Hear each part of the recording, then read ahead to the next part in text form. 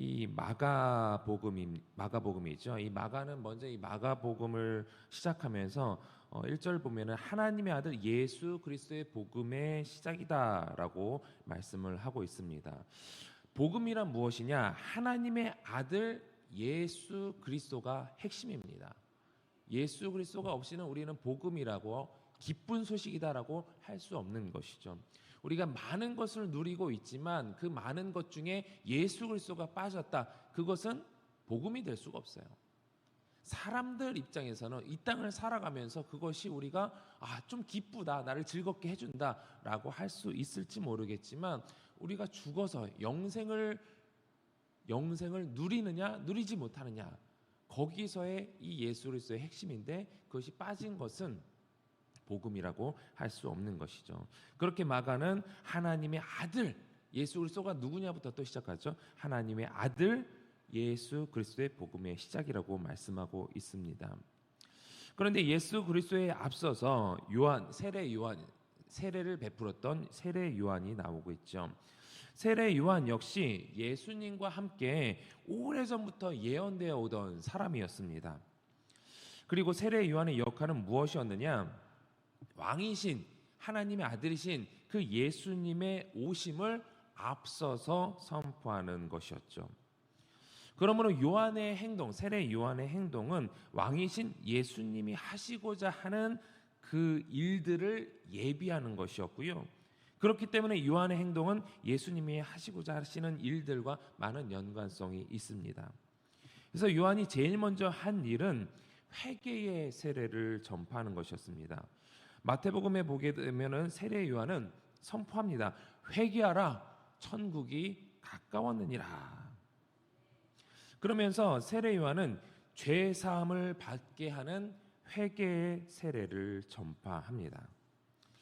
이 말에 대한 이 보다 정확한 번역은요, 죄 사함을 받게 하는 회개의 세례에 대한 정확한 번역은 죄사함에 관련된 회개의 세례입니다. 죄사함에 관련된 회개의 세례. 왜 그렇습니까? 예수님의 십자가 없이 이 세례 자체가 죄를 사해 주는 수단이 될 수가 없기 때문입니다. 단순히 우리도 이제 공식적으로 세례를 우리가 이제 예배 시간에 이제 처음 신앙을 갖게 되시는 분들이 세례를 받지 않습니까?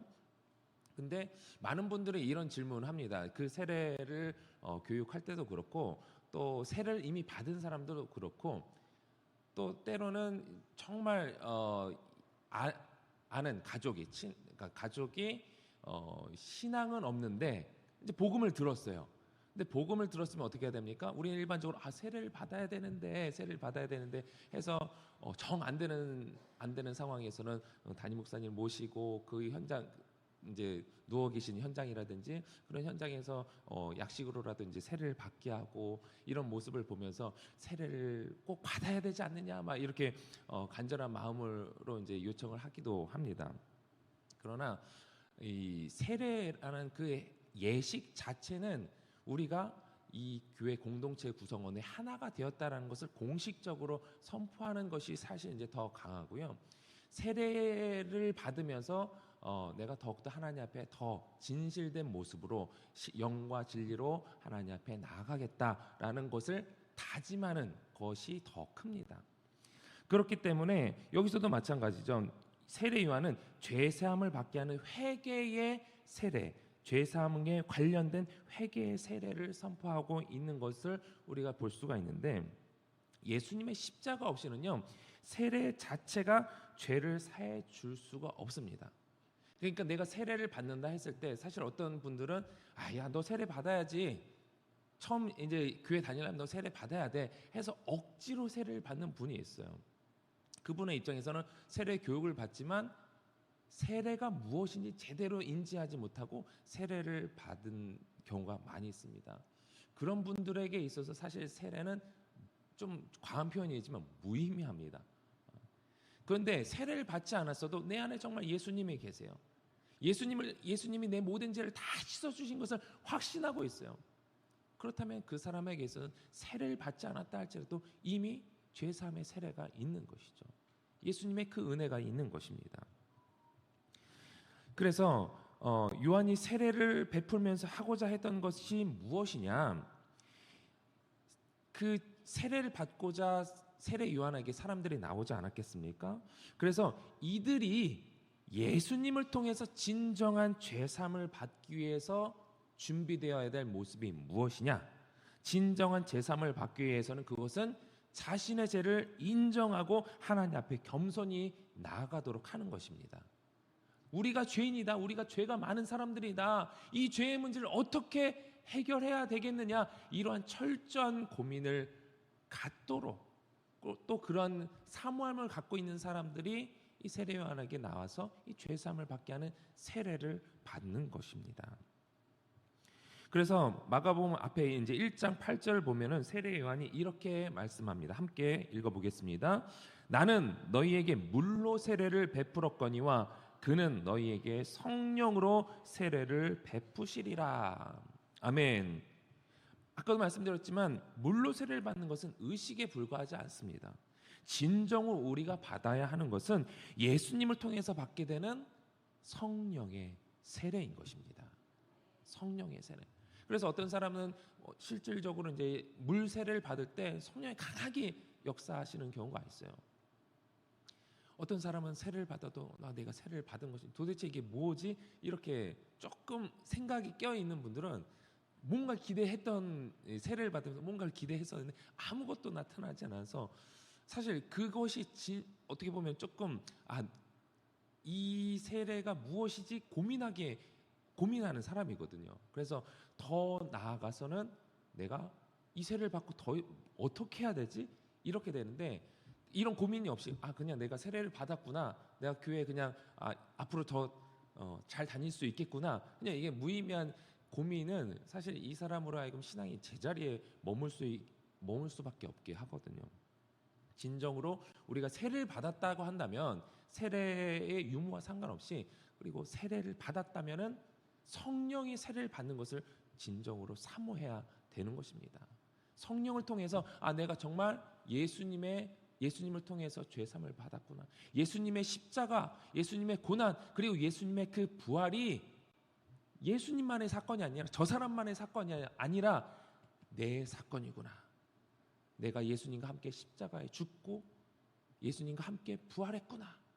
이것을 성령을 통하여서 깨닫게 되는 것이 진정한 성령의 세례이고 물세례를 받은 사람이라면 당연히 이 성령의 세례를 받아야 하고 세례를 받지 않았다 할지라도 예수님을 통해서 그 은혜가 주어져야 하는 것입니다.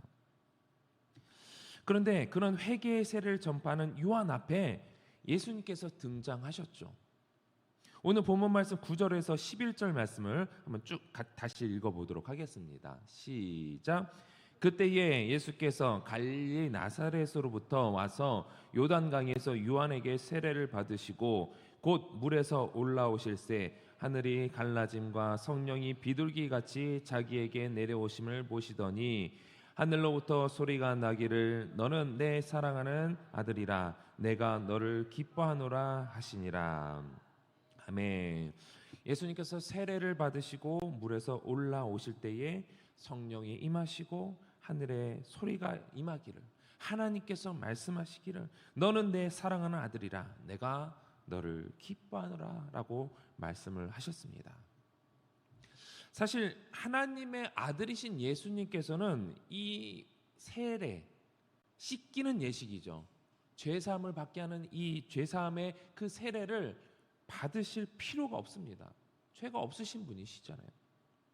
그럼에도 불구하고 세례를 받으신 이유가 무엇입니까? 연약하고 죄 많은 우리 인간은 당연히 씻겨져야죠. 이 세례 예식을 통해서 내가 죄 씻음을 받았다. 이것도 중요하지만 예수님께서는 더 이상 씻으실 죄가 없으신 분이세요.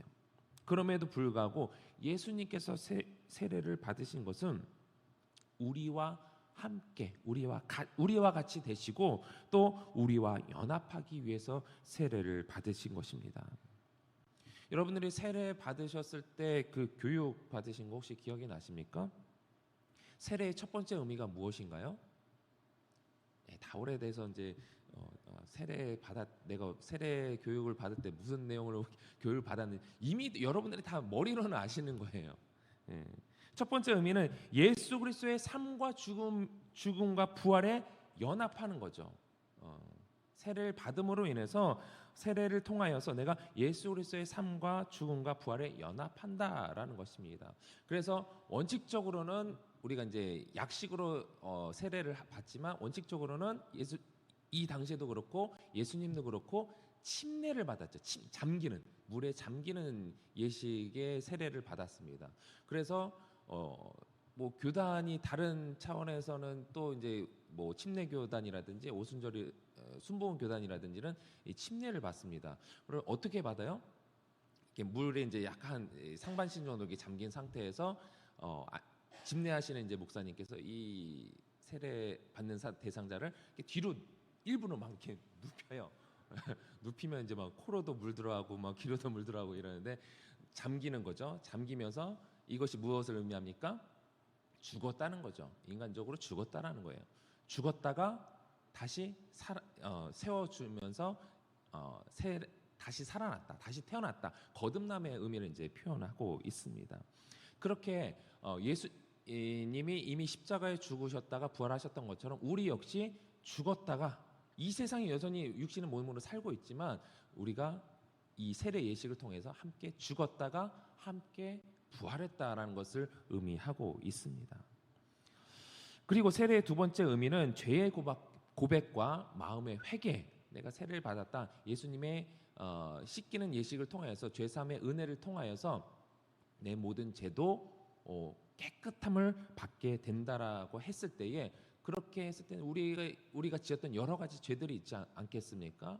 무엇보다도 우리가 살아오면서 지었던 여러 죄들도 있겠지만 예수님을 몰랐던 죄, 예수님을 알지 못하고 예수님을 내 구주로 영접하지 못했던 죄, 내 마음대로 살아갔던 죄, 그 죄의 고백과 마음의 회개를 의미합니다.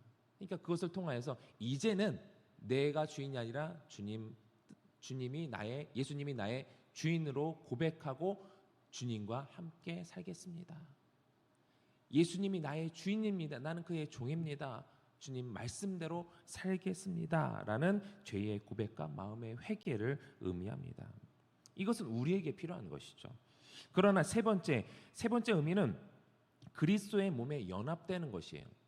그리스도의 몸에 연합되기 위해서는 예수님이 우리와 같이 되셨고 또 예수님께서 우리와 함께 십자가에 죽으시고 부활하심으로 진정으로 우리와 함께 연합을 할 수 있는 것이죠. 이것을 위해서 예수님께서 세례를 받으신 것입니다. 그래서 우리에게 참으로 의미가 있는 것은 이 갈라디아서 3장 27절 28절 말씀인데요. 우리 함께 갈라디아서 3장 27절 28절 읽어보도록 하겠습니다. 시작. 누구든지 그리스도와 합하기 위하여 세례를 받은 자는 그리스도로 옷 입었느니라. 너희는 유대인이나 헬라인이나 종이나 자유인이나 남자나 여자나 다 그리스도 예수 안에서 하나이니라. 아멘. 예. 우리가 믿음의 공동체 안에서 하나가 되는 것 가장 중요하고요. 그 전에 예수님과 우리가 하나가 되는 것. 그래서 머리 대신 예수님과 또 몸 된 우리 교회 공동체가 하나가 되는 것이 너무나 중요합니다. 이것을 위해서 예수님께서 세례를 받으신 것이죠. 우리와 하나가 되시기 위해서. 그래서 오늘 읽은 본문처럼 예수님도 공생애를 시작하면서 가장 먼저 세례를 받으신 것입니다. 세례 요한은 자신이 물로 베푼 세례에서 더 나아가 예수님께서는 성령으로 세례를 베푸실 것이다 라고 전하고 있습니다. 성령이 무엇입니까? 하나님의 영이죠. 하나님의 영. 하나님의 영이 나의 죄를 씻길 것이다. 우리의 죄를 씻길 것이다 라고 말씀하고 있습니다. 요한이 물로 베푼 세례는 다시 말씀드리지만 한계가 있습니다. 회개할 수 있는 이 여건을 마련해 준 것이죠. 하나님께로 돌아갈 수 있는 기회를 제공한 세례입니다. 그러므로 물 세례보다 더 중요한 것은 그 기회를 잡아서 하나님과 하나가 되는 거죠. 예수님과 하나가 되는 것입니다. 그것을 위해서 우리가 성령으로 세례를 받아야 하는 것입니다.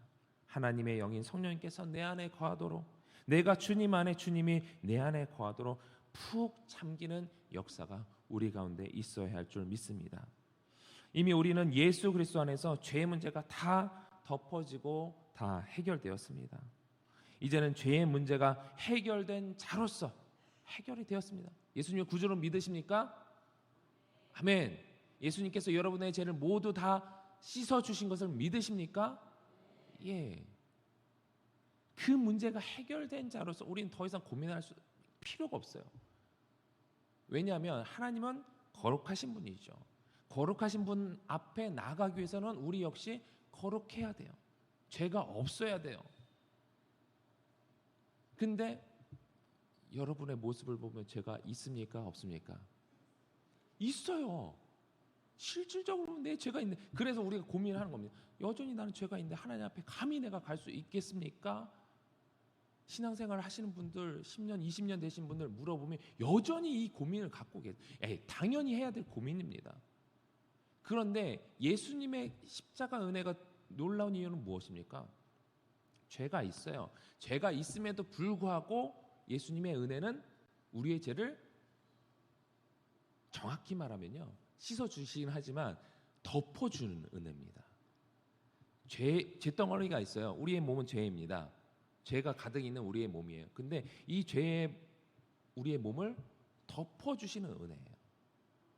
그래서 죄가 여전히 있지만 하나님 앞에는 가려진 거예요. 그 십자가의 은혜로 가려진 것입니다. 그래서 우리는 이로 인해서 하나님의 자녀가 된 겁니다. 하나님의 자녀가 되었고, 당당히 히브리서 말씀을 통해서 보면은 우리가 하나님 앞에 당당히 나갈 수 없는 존재인데 당당히 나갈 수 있게 되었다. 단번에 그 지성소로 나가게 되었다라고 말씀을 하고 있습니다. 그러니까 우리는 더 이상 내가 하나님 앞에 나갈 수 있을까 없을까 이거 가지고 고민하면 안 돼요.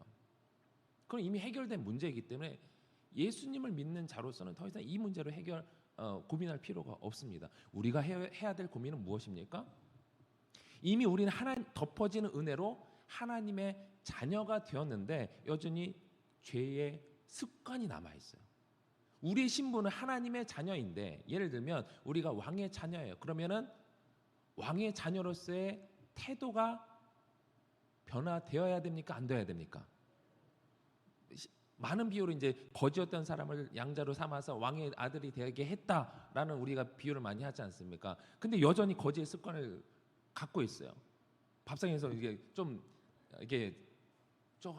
경건하게 이제 먹어야 되는데 막 이글스럽게 막 먹고 있어요. 여전히 과거의 모습이 남아 있는 것이죠. 그런데 우리가 내가 왕의 자녀이지, 하나님의 자녀이지라는 그 인식을 하는 순간 어떻게 해야 됩니까? 내가 변화되어야지. 하나님의 자녀인데 변화되어야지. 하나님의 자녀답게 살아야지. 이것이 우리의 결단이 되어야 하는 것입니다. 사순절 기간입니다. 사순절 기간에 예수님의 고난과 또 십자가를 묵상하게 되죠. 그러면 여전히 우리의 안에 죄된 모습이 많이 드러납니다. 그것으로 인하여서 우리가 고민할 거는 내가 이 죄의 덩어리인데 어떻게 하나님에 나갈 수, 이것이 아니라 내가 하나님의 자녀인데 어떻게 하면 더 내 삶이 더 경건해질 수 있을까? 하나님 자녀답게 살아갈 수 있을까? 이것을 고민하는 시간이 사순절 기간입니다. 그래서 이 사순절 기간에 여러분들이 더 어떻게 하면 내가 하나님의 자녀인데 하나님 자녀답게 성결하게 어떻게 살아갈까 고민하면서, 한 번에 사실 안 바뀌잖아요. 한 번에 우리의 삶이 그동안 10년, 20년, 30년 살아왔던 게 있는데 여전히 그런 문화 속에서 살아가고 있는데 쉽게 안 변합니다. 그러나 내가 하나님의 자녀인데라는 인식을 하는 순간 내가 이게 문제이지 저게 문제이지 변화될 수 있는 계기가 되는 것입니다. 그래서 이 사순절 기간이 계속해서 매년 반복되는 것은 우리에게 있어서 계속해서 이 훈련이 필요한 것입니다. 죽을 때까지 우리는 계속해서 하나님 앞에 경건하게 나가고자 하는 그 모습으로 하나님 앞에 한 걸음 한 걸음 죽을 때까지 하나님 앞에 경건하게 살고자 나아갈 수 있는 그렇게 훈련되어지는 여러분들이 되시기를 주님의 이름으로 축원합니다. 우리 함께 기도하실 때에 하나님, 여전히 우리는 죄 많은 인간이지만 그런 우리의 모든 죄를 예수님께서 십자가의 은혜로 다 덮어주셨습니다. 그 은혜가 감사한데 우리를 하나님의 자녀로 삼아 주셨기 때문에 이제는 내가 과거에 얽매이는 것이 아니라, 죄에 얽매이는 것이 아니라 하나님 자녀답게 한 걸음 한 걸음 더 성결한 모습으로 나가기를 원합니다. 그런데 그것조차도 하나님 내 힘으로는 할 수 없습니다. 성령님 도와주시옵소서. 성령님 역사여 주시옵소서. 그렇게 그것을 위해서 기도하시고, 또 우리 다음 세대를 위하여서, 또 둔촌동 시대를 위해서 우리 주여 세 번 부르고 통성으로 기도하겠습니다. 주여, 주여,